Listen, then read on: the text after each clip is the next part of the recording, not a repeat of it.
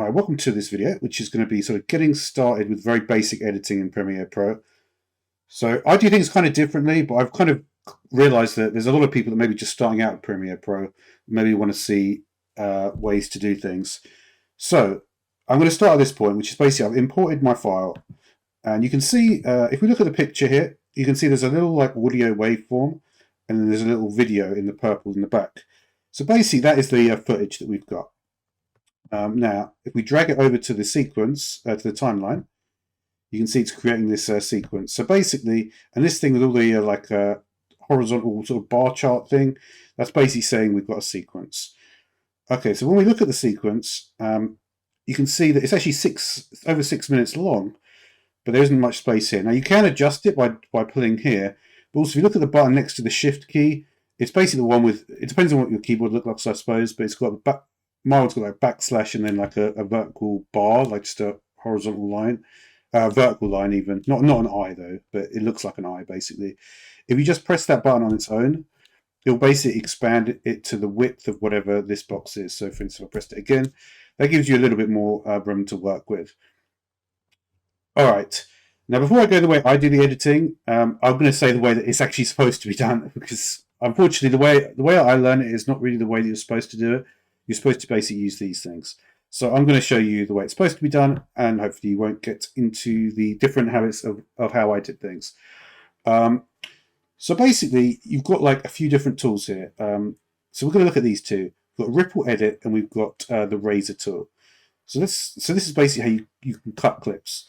So basically, we put the Ripple Edit tool here. You can see we've got a bar over it, so that's not good, right?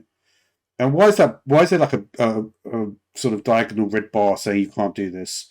It's basically because you've got no clips yet. You haven't cut anything yet. So what you have to do is cut with the Razor tool, right? So if we go back to the Razor tool then, and this is obviously this one with C, you can see we've got basically B and C. The Razor tool, you can see it's got nothing here, but that's because I'm basically on this vertical line of where it says video 2 and video 3. When I go down to an actual line, you see it's going to go down there. And you'll notice that basically it goes from you can't do this here, you can do this here. So when I do that, it does seem to cut the clip, right? And that's good, right? But here's something which you need to be aware of with regards to this. Basically, and always just go to V selection if you're struggling to select things. Okay, so basically, if you press this button here, unlink, right? What that's done is when you actually imported the sequence originally from here, what it basically did is it combined them into two things, and now you can see that they're basically separate. So the video is separate and the audio is separate, and we can know that because here you've got the source monitor, right? So the source monitor is normally it's sort of like a pre-planning stage, whereas the program is more like you're viewing the results of the edit, right? So if we, for instance, double click here, you see it shows the video. If you double click here, it shows the audio. So you can see they're separate now,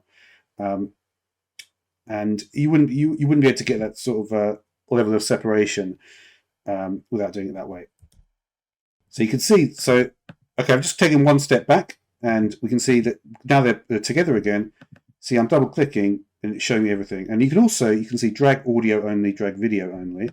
Let's take a look at how those work in separation, right? So do this, and you see we only get, you can't drag the video because it doesn't exist.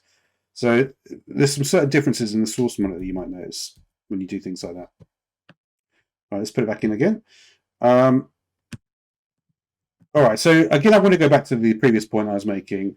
I got a little bit sidetracked there, but basically, if you have two different things like this, right? Let's look at that Razor tool again. So you can see, now you may have noticed previously the Razor tool, that this sort of solid blue line, vertical blue line, was going all the way through. But here you can see it's actually not going all the way through. So I can actually separate those two separately. See there's a line there and a line there. So as I do the little clicks, I'm actually not doing them together. So that might be a problem because sometimes, for instance, especially with videos, one of the reasons why you actually want to unlink in the first place is because if you're on your video file, for instance, if it's a gaming video, on a gaming video, you're going to have the audio from the game, but you're also going to have your audio from your microphone, right? So you want to unlink them because you don't want to boost your audio volume from your microphone, but then boost the audio from the game as well, right? You don't want to do that. So you do need to unlink them. But what if you want to use the razor tool still? If you press shift, what you'll see is that this basically says cut across all the different tracks, right?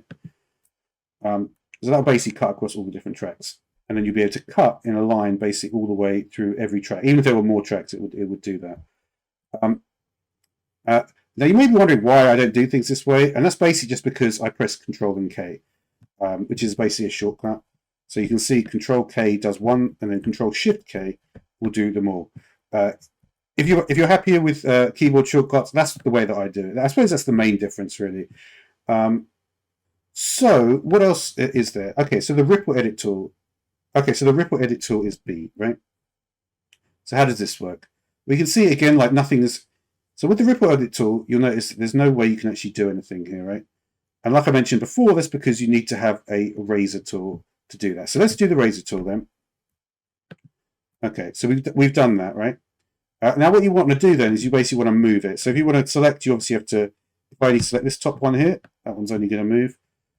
So in this situation, we want to select both of these, and we're going to move it along. All right, so you can see there's basically this gap here, right? Now, with the Ripple Edit tool, what can we do? Well, basically, you can drag it towards it, right? So what's going to happen if I do this? You'll notice because these two are targeted, the whole of these two move to the right-hand side. Let's try a different one.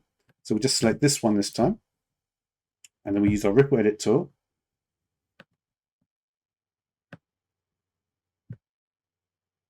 I did actually do it both. Let's try again, actually. All right, so what about this, the Ripple Edit tool? Well, let's do what we did before. We'll do Shift here, and we'll cut it over here. Do Shift and click over here. And what we'll do is we'll just move these to the side. And if we use the Ripple Edit tool, so it's B, right? So B, the thing with the Ripple Edit tool, and why I don't really use it is because you can't really select. So the Ripple Edit tool is useful in terms of if we do this, you'll notice that this is actually going to, the distance here is going to remain the same, and it's going to move to the right-hand side more. Now, if we wanted to basically, say we knew that there was another video that was going to go in here, we wanted to keep this space, but obviously we've got multiple tracks here, so we want to extend it.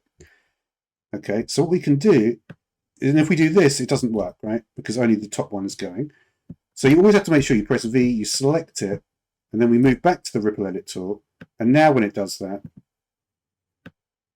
and now you can see both are stretching, and then we're keeping that same distance in the middle there.